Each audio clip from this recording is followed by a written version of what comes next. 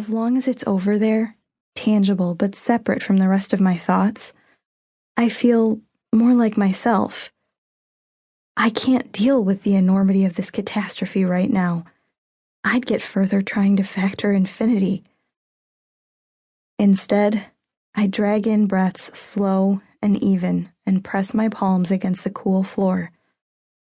There's a hint of a tremor in the surface beneath me. I'm still on a ship, I think. A ship that's moving rather quickly, even by Kemyate standards, for that tremor to be perceptible. I was on a ship when it happened. Tabsy's brother's pleasure jetter, in the navigation room, staring through the view screen at those churning clouds.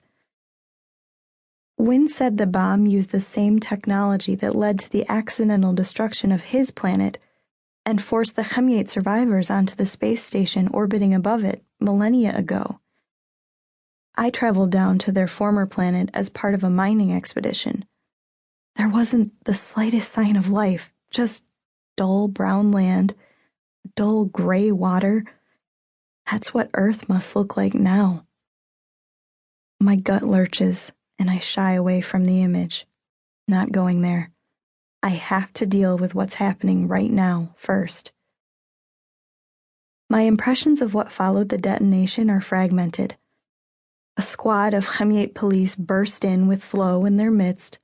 The 6 of us stared at them and at her, the woman who'd led our group of rebels to that point, at her impenetrable eyes as she flicked her hand toward the enforcers.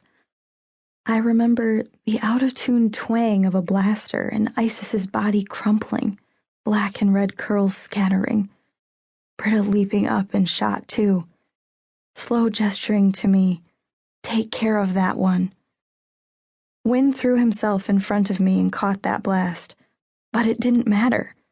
As I reached for him, where he was sprawled and gasping, another crackle hit the back of my head. Nothing after that but blackness. I have no sense of how long I was out. Obviously, I was moved from the navigation room, but how far? Am I even on the same ship? And where are the others? The enforcers shot to numb, not to kill, while I was watching at least. They could all be gone too. Tabsy and Emmer, who I hardly knew, but who came through when we needed them most. Isis, who took charge in Flo's absence in her usual mellow but focused way. Britta, who risked her life with me, distracting the ships that came to stop us, smiling all the way. And Wynne, the one person I've been able to count on all along, who was protecting me right until the end. I hug myself, feeling the echo of his embrace. The last time I held him, I knew it was supposed to be the last. I was supposed to leave and never see him again, but at least I was going to know he was okay, working toward the future he'd dreamed of. Maybe he and the rest of them are still okay. I'm alive after all, despite being an Earthling brought into Kemya illegally, allowed to witness every aspect of their lives and tech. Standard protocol would dictate I should have been killed immediately. Unless the enforcers wanted to interrogate me first. Flo wouldn't like that, if she's sticking to her cover story, pretending to be loyal to Kemya's Council of Leaders. So many things I could tell the enforcers about who's been behind the rebel activities all these years.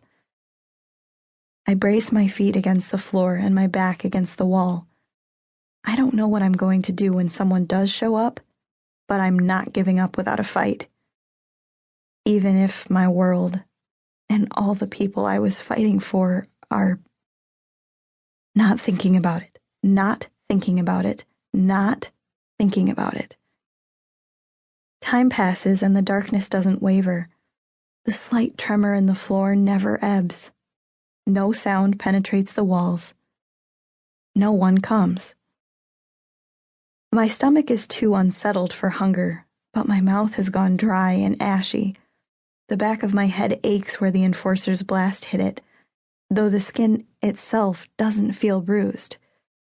I could rest my forehead on my knees and shut my eyes just for a moment.